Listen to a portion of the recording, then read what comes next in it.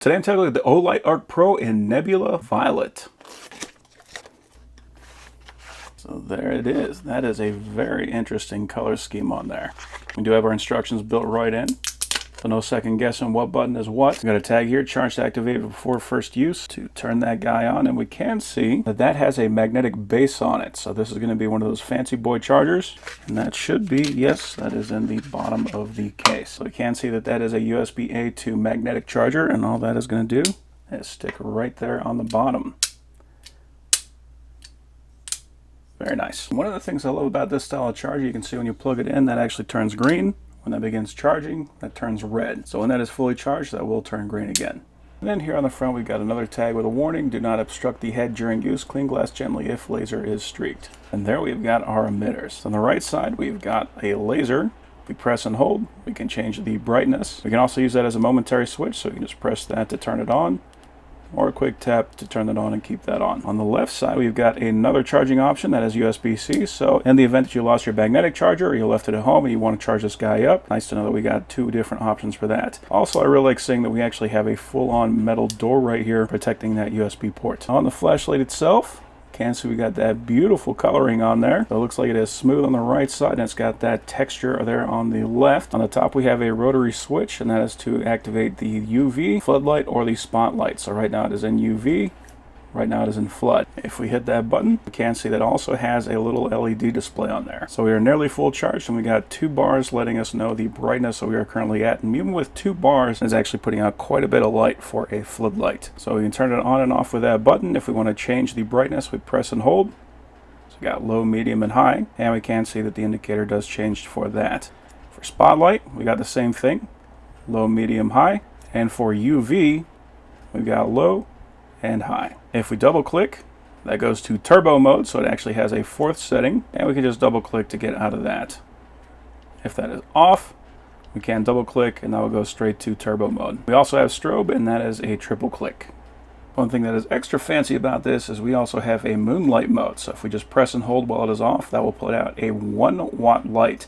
What's amazing about that, in moonlight mode, that thing can actually last for 14 days. So if you need a light that you can use for reading or anything like that, but you need it to be sipping power, maybe you just need to set that guy up to make sure that you can find your flashlight again later, we can just put that on moonlight mode and leave that thing running for 2 weeks straight. We also have a lockout mode, so if we press and hold the button for a while, so lasers, nothing is going to work like that. So if you need to put this guy in your bag or anything like that, and you don't want to have to worry about it draining the power, that is not going to be a problem. To reactivate, just press and hold again, and now we got power again.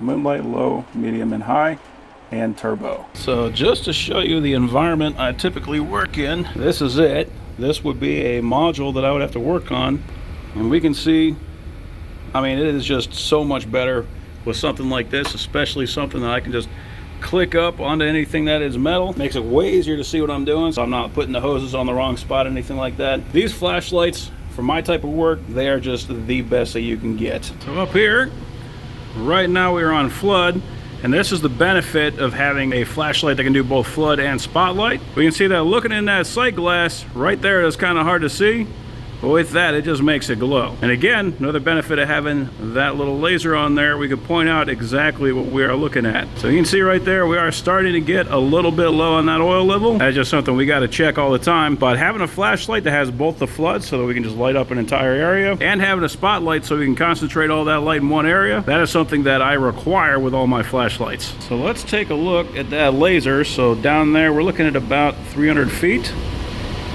And we can see that laser on that wall all the way down there. So we definitely got a very high quality laser on that. Out of curiosity, I'm just gonna go all the way to the end. All right, so we're looking at about 600 feet.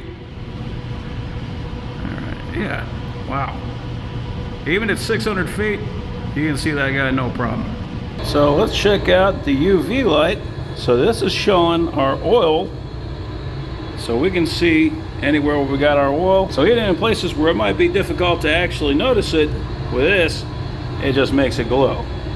True Nebula.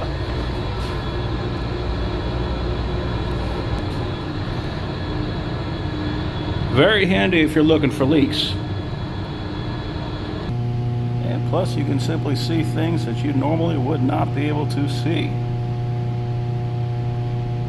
All right, so here I got it on high, and you can see in an enclosed area like this that is basically too bright.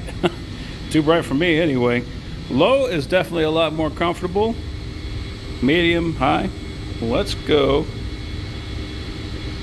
to Moonlight. And here we can see Moonlight. Even with just 1 watt of power, I can still read whatever I need to see perfectly fine. And on top of that, if I was to go over here, I can click that onto a wall. In any event that I need to come back and find it, I'm going to be able to do that because that light can always be on. So let's go back to low. Here is low, medium, and high. And I can say from my flashlight that I carry on me daily, that is also an ArkPro, medium is where I keep it all the time. Let's check down the hall. So we'll go back to low, medium, high, and turbo. I'm going to put that on spotlight. Medium, high, and even on high I can see all the way down that hall, and there is turbo. Yeah, and I can even see that water here down there, no problem. Go back to flood. We can see inside there, look at that motor. There is high, you want to see that even better. And there is spotlight, which is too much. So very nice having all those options. And again, having that magnetic light means we can stick that onto a wall, and if we need to work with both of our hands free, we don't have to stick that flashlight in our mouth. We can do that no problem with this guy. So yeah, overall, that is a beautiful and very nice flashlight. So yeah, overall, that is a very good looking and very nice, very useful flashlight. So I'm very happy with that. So to properly talk about that light, I need to talk about this flashlight that I always keep on me all the time.